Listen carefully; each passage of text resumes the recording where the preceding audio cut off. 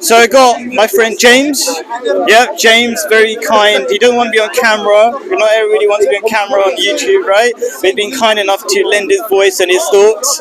Okay, and we're going to talk about are people born homosexual? But I said to him, and I'm going to say to you guys, very important to do an intro, which is, as a Muslim, I have love for all and hatred for none. This is based on the basic teachings of Islam. Prophet Muhammad was told by God, you have not been brought except as a mercy to all human beings, all people. That means be kind to everybody. And he was, his whole lifetime, he was kind to everybody, right? Okay. Of course, he punished people sometimes after they murdered people, like we do in England, right? Okay. So that's one thing. One of the other reasons why I'm bringing this topic up, because I can't hear I talked to Ali Dawa, I don't know if you know some of these other Muslim YouTubers, none of them can explain why homosexuality is not natural. Okay, and that's very important, because what they say is you just have to deal with it. Okay, you've got a feeling that God might have given you and you just deal with it. And I think that makes God guilty of making you a sinful person potentially, or guilty of giving you an urge that you cannot satisfy, and you have to, I mean, do you get it? Like God is putting you in a situation where He's created you to be sinful and then telling you not to be sinful. It's a bit weird. Okay. And then people might say, I'm doing a lot of talking. Actually, let me just get you into it. So, what do you think about this idea, before I get into explanation about why homosexuality is not, let's say, quote unquote, natural? What do you think about other Muslims who say that you might have the urge, but you just have to deal with it? Well, that doesn't make any sense, does it? It doesn't make any sense, exactly. Yeah. So, if God created you gay, then it doesn't make any sense that He wants you to not be gay. It doesn't, exactly. It's very simple for anybody thought about it. I'm just trying to get it, so I'm not trying to get you in the camera, I'm just trying to get so my head actually is some reasonable proportion in the picture, right? Okay. And as I said, I'm just getting on my checklist of making sure I don't miss some really important things. So first of all, love for all, hatred for none. That includes homosexuals, just to be clear.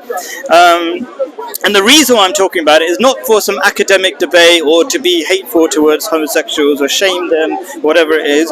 Okay, is I want to give a solution, okay, to what I see is an unhealthy and an unnatural feeling. Okay, so we'll go into that, right? And all my saying, I'm a Muslim, so what I'm saying is based on the Quran. And I'll really quickly say what the Quran says. It said, we sent to Lot, maybe you know the story of Sodom and Gomorrah from the Bible and things like that, okay, as a messenger. And he said to the people, do not commit an abomination. And the word in Arabic, without getting into the boring details, basically means a misuse of the sexual organs, right? While you see the evil thereof. So you can see the harmful side effects of homosexuality. Why do you misuse these natural capacities in the wrong way? Okay, so let's talk about why it's not natural, and I'd love to, you don't have to agree, but I'd love to hear what you think, right? Okay. So all pleasure has a purpose. We're an incredibly well-designed biological robot, and if we look at our design, it's amazing. I was reading the other day about the part of the reproduction system that the fluid around the sperm, just for example, is there designed to protect the sperm when it gets into vagina, right? So it's like this, and that's just the beginning. It's like so complicated, the whole system. Would you agree that all of human biology is incredibly complex? I'm trying to avoid the word design because that kind of assumes something, right? But I would say it's design, right? Okay, but incredibly complex and works incredibly well, so well that we can't replicate it. It's like I would say it's disingenuous to say that it's some sort of simple system for reproduction. I mean, what do you think of what's your feelings towards the complexity of the sexual organs in particular? It is complex. I don't think that necessarily means it's by design. I don't believe in God, so yeah, I don't think it's necessarily by design. Okay, cool. So there is, my argument is that all the systems, including pleasure, are trying to get us to do what is healthy for us. For example, we enjoy eating, so it encourages us to eat. Okay, sexual pleasure is telling us to do something really important to keep the human species going. Okay, and I think anybody who looks at the complexity of the whole system of the sperm that gets into an egg, and when one sperm gets into an egg, I'm not going to go into all the millions of amazing details of how it works, okay, then the egg formed a hard shell around it and no more sperm could get in, and then you've got all this incredible computer programming of replicating the chromosomes. It's incredibly complex stuff that human mind-boggling for human beings, right? So we can see there's a lot of complexity and very well organized, even if you don't call it design. So we can see there's a function that was intended. What did you think about that? It's not necessarily intended. It's like, obviously there's, there's obviously, I believe in evolution, so, not believe is the wrong word. So much of our language is determined by religion, so I don't know quite what the correct word is. But anyway, the idea that if there's an evolutionary explanation for that, isn't there? So that the person who has more pleasure through sex is more likely to have sex, and then they're the ones who have children, and then they create other ones who are more who get more pleasure from sex. I agree with you. By the way, I believe in evolution. I just don't believe it's random, because there's nothing in biology that's random. Okay, because it's very complicated. It's like seeing a robot, because we're very high-tech robots, just biological as well, right? Okay, to say a robot was made by some sort of random process is not something we experience in real life. Yeah, but that's just a side thing. Just to clarify, I believe in evolution. Currently, in AI, if you ask the people who are in charge of Google and Microsoft and everything, they don't really know how AI works. Oh, no, that's not true. I'm a programmer. I've gone into how AI works. It's basic differential equations. That's all it is. Lots of them. Well, they don't know how it works. I think, can I just clarify? People, like when you see a computer, we think maybe it's somehow intelligent. All it's doing is just on and off billions of times in a second. That's all it is. So it's not intelligent. It just looks intelligent because it processes information really fast. That's all. Yeah, I get that, but they don't really know how it comes up with the answer. If you ask it a question, it will process lots of things, but they don't really know how it comes up with the answer it does. Okay, fine. I mean, I don't agree, but as a programmer, I don't agree. I do think it can sometimes produce surprising results because it keeps abstracting. Do you know what I mean? It's like you go, oh, I get it at that low level, what's happening, but then you kind of have layers and layers, and it's like more and more amazing as you add on those layers. Like, oh wow, how did it do that? Didn't really expect it to do that. It's pretty cool, yeah. But if you think about it, you can. If you go down back to the lowest layers, like just on and off about a trillion times. But it's kind of an important discussion because it's sort of like, can all of this stuff happen by some sort of random process or whatever? That's that same thing to evolution, couldn't you? So there's a basic there's a basic so when things reproduce, there's one, but then you multiply that 1,000,000 times, then it produces this amazing complicated system. So that's based on the idea and it's based on a theory that given enough time and do things randomly, you're going to produce something intelligent. That's actually counter the laws of science. There's the second law of thermodynamics, which tells you by default things fall apart. Things go less organized over time, and there's a theory of random evolution, or random mutation, or evolution by random mutation, and there's only a theory that, it's affected by environment, and it's affected by what's most successful sort of thing is in that environment. So it's not random. Sure. So I'm trying not to go into it too much, but just like if you were making a complex computer program and anybody's a coder, maybe you can guess that this is a reality. If you code and you get one semicolon, one comma wrong, the whole thing gets messed up. Okay, DNA is the most advanced computer program, and you cannot make it using wind, water. What you're talking about, and people don't realize, is actually a destructive process. Using wind and let's say the effects of nature to choose what survives or not. That's not a what's it called, a creative process. That's a destructive process. Okay, and our natural experience, or our common experience, I'm trying not to get into too much of an evolution thing. Okay, and I appreciate your time, by the way, James. So I'll let you have the last word on this evolution bit, then I'll move on. Okay, because it's not about like me ramming an idea down somebody's throat. Anybody can have their ideas. We share ideas. We can contemplate them afterwards. You know what I mean?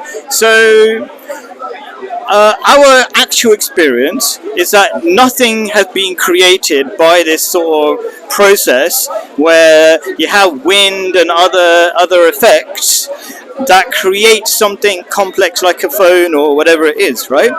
And actually, as we learn more, we're realizing how not random evolution is. So, I mean, first of all, we know that cells are reproducing within us 2 trillion times in a day, right? So to say it's anything random is wrong. And then as we're learning more about science, like I'm looking into the science of the mutations of plants, and it's very specific. The things that are allowed to change are the things that help adapt it to this environment, and there's a whole bunch of things that never change that are the fundamentals of how the plant survives. So as we're learning more about science, we're realizing. Can I just quickly?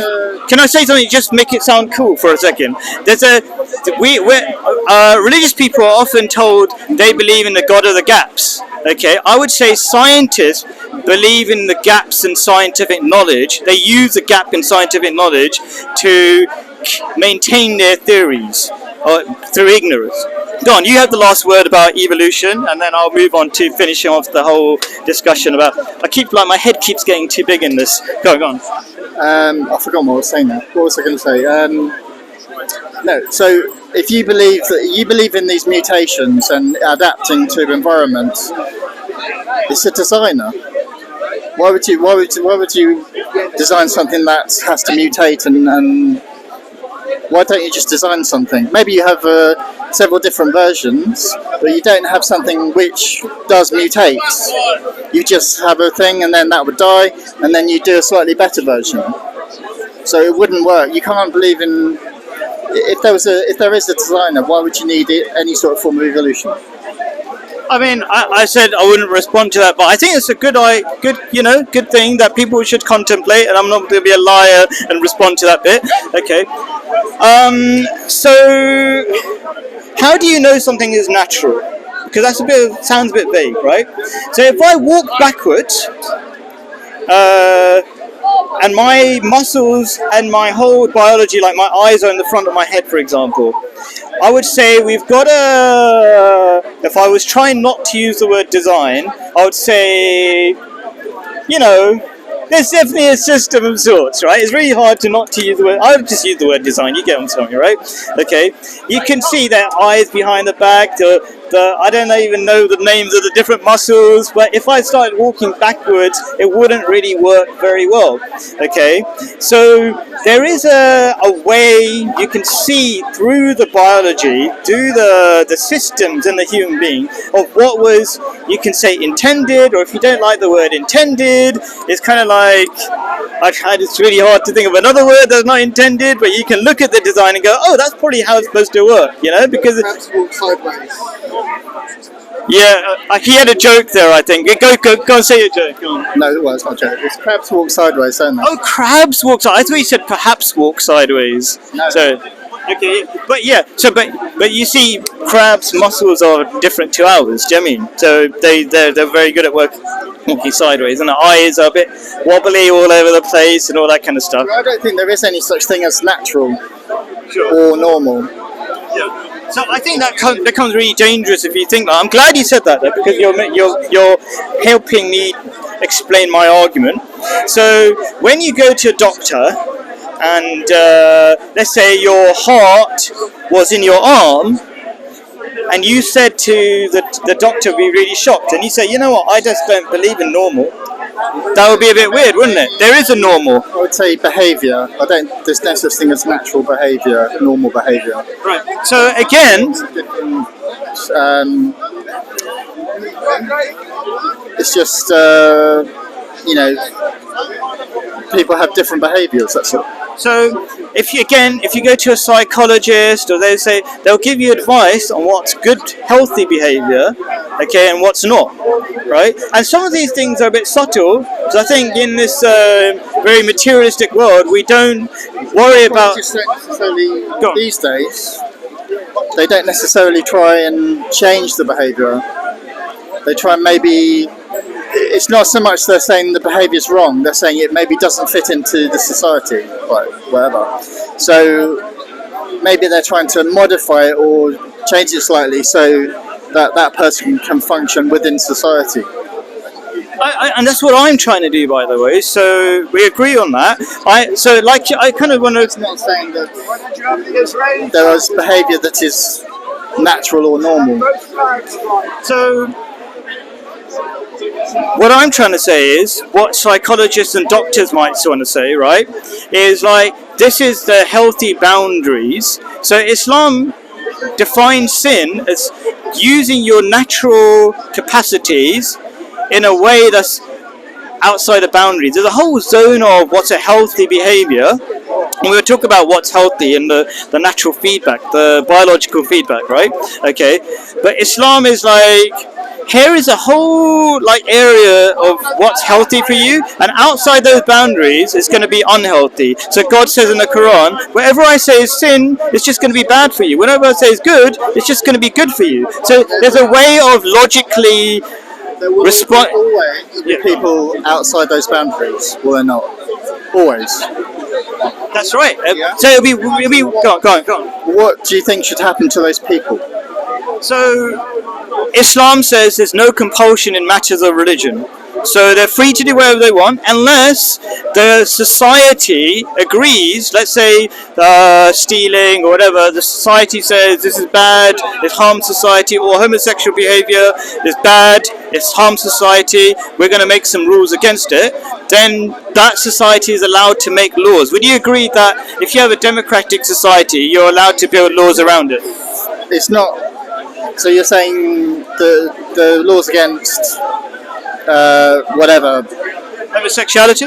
homosexuality are from the people, not God. No, I'm saying that God gives advice like a self-help book, and then people are given the option according to God to follow the self-help book or not. The Quran is a self-help book, but at the same time the Quran doesn't force itself on people, because the Quran itself says, the Quran itself sounds like, let me try it. Oh, thank you very much, James. So it's a noisy place, isn't it? I really appreciate your time, by the way. I'll try to finish off because I don't want to get bored or tired. But yeah, the Quran itself says there's no compulsion in matter of religion, therefore you cannot force an idea. These are just helpful ideas that are going to make you go according to your design, and it's healthier, make you happier. Okay, the Quran says if you fear God, you'll find happiness in this life and the next, and we can prove that because Islamic ideas seem to be working in terms of family values, whereas other people's family values are not working. Society is collapsing around us. Sorry. So we in this country we've democratically decided that homosexuality isn't wrong, and basically people should be allowed to live as they want to live. I think that's great. I think it's great that we have the opportunity to have an intellectual debate and share our ideas of what works and what doesn't. Okay, so that's great in that sense. I do think that homosexuality is really harmful. Let me go into that because I think I said that a couple. So I'm going to. What do you think should happen to homosexuals then? I think homosexuals should, first of all, we have to realise it's not natural. Okay. But let me just go. I mean, yeah, I agree. What should happen then? So we consider whipping 100 times. Okay. Yeah, whipping, but not killing, right? Okay. It comes under the same. Can we just? Can we? Let me, because I can't move this back and forward quickly enough. It basically comes under the category of adultery, and we see adultery and fornication all under this. All comes under the same word in Arabic. Okay, as harmful to society. Okay, but also harmful to the individual. Like, did you know that, I don't know if you have ever donated blood, there's a tick box on there that says, if you're a man and homosexual, that's one of the rules against you giving blood. Do you think the NHS is against, or do you think the NHS is homophobic? I think that's coming from the age crisis basically. So you can see there's medical reasons we can see that it could be bad for you. No, I don't agree with that at all. Okay, so you disagree with it because my hearing is not very good. Maybe because this guy, even though we're miles away from him, is incredibly loud. Okay, so you disagree that there are. They get the 100 whips, and they carry out homosexual acts. What should happen to them? Okay, so I think that's a really important point because I skipped something, which is because you asked me what should we do, and I didn't want to look like I was avoiding it, so I answered the question. But there's a stage before that. Is there a way of overcoming it? Because we should have an option of remedying it rather than just whipping it. Because I think the whipping thing, whatever is second. Let me just give me a second. No, the remedy is not drugs. The remedy is not drugs or anything like that. After whipping, more whipping. Yeah, but give me a chance, please. Give me a chance, because I want to say this really important thing is like, how do we overcome it? Okay, first of all, Islam teaches. Why can't you just let other people live like they want to live? Okay, one second. Say that again. Your God will. You believe that your God will presumably punish them. So why don't you just leave them? Why do you need to control people? Okay, so give me 1 minute to try to answer it super fast. Okay, so you said it's God's will. Why don't you just lead God to end with it, deal with it, right? Like in the next slide. But God also teaches us how to live in a civil society, and we try to, like, it also, God teaches us not to drink alcohol, so many other things that will make society more healthy, and homosexuality is not healthy. And we can see that medically there are so many mental illnesses and physical problems related to so many diseases. That's why I call biological feedback telling you it's not good for you. So anytime you do something that is not in line with the mechanics of your biology, there's all sorts of feedback. So if I pretend there's not a wall and I keep walking into it, I will hurt myself. That's a biological feedback, and I should learn from it. So if you're getting lots of sexual diseases, you're having mental health problems related to it, then I'm saying, as my brother and sister, and I have loads of homosexual friends in the past, whatever, and even any time now, right? Okay, I would tell them, this is bad for you. Try to look at what's happening wrong with your life, and respond to it. And very quickly, the answer is Islam is the most powerful, or statistically has the best track record for family values and stable relationships. We can see that through the most children all over the world, okay, and logically, psychologically, they have all sorts of family values that I talk about in my happiness class, do go to the link, okay, in the description, where it shows you how to have strong relationships, where in the West, the rest of the West is collapsing. So I would say the Western people should realize if they're getting it wrong, maybe they should go have some humility and go, you know what, the Muslims are getting it right, maybe they're onto something about the homosexuality thing as well. What's your thoughts? I think no, I think you know, if you think whipping someone's okay, then I think you're a bit weird, really. Do you think putting people in prison is an okay thing? I think putting people in prison if they are a danger to other people is, but homosexuals aren't a danger to other people. Okay, yeah. So rather than boring people by repeating the thing that I just said about, you know, homosexuality being harmful to people, therefore we should punish it. I won't repeat that. I think the last argument. What's the so you're talking about whipping, but you know, in certain Islamic countries, people are put to death quite a lot, aren't they, for doing various things. So do you think that's okay?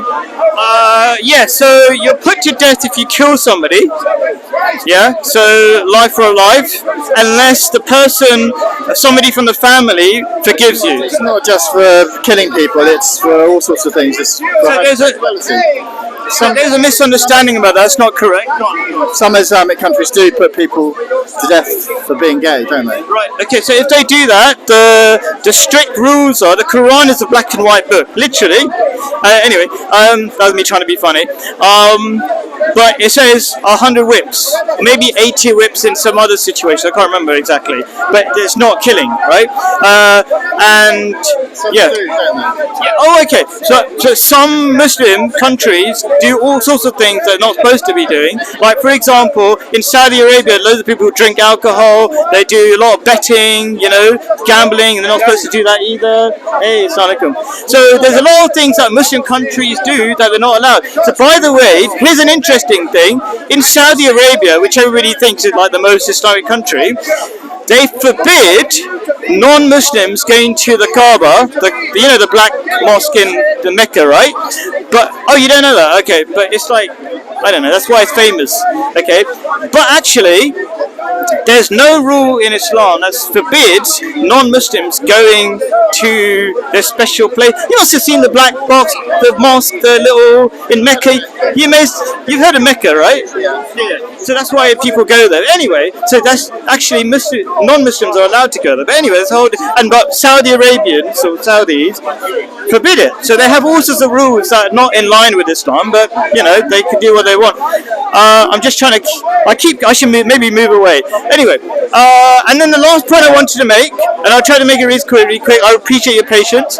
Okay, if people say, let people have pleasure any way they want, right? If it makes them happy, why not? Okay, but then you could say that the same thing about cocaine.